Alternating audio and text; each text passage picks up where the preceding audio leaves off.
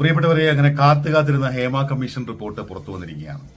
നമ്മൾ ഓർക്കേണ്ടത് സർക്കാർ ഖജനാവിൽ നിന്ന് 1 കോടിയിലധികം രൂപ ചെലവഴിച്ചാണ് ഇങ്ങനൊരു പഠനം നടത്തിയത്. ഹേമ കമ്മീഷൻ തുടങ്ങുന്നത് ഇങ്ങനെയാണ്: sky is full of mysteries with twinkling stars and the moon. തിളക്കമുള്ള നക്ഷത്രങ്ങളും സുന്ദരചന്ദ്രനുമുള്ള ദുരൂഹതകളുടെ ആകാശം വാസ്തവത്തിൽ അങ്ങനെയല്ലെന്ന് പഠനങ്ങളിൽ തെളിഞ്ഞു എന്ന് പറഞ്ഞുകൊണ്ട് തുടങ്ങുന്ന റിപ്പോർട്ട് ഇങ്ങനെ തുടരുകയാണ്.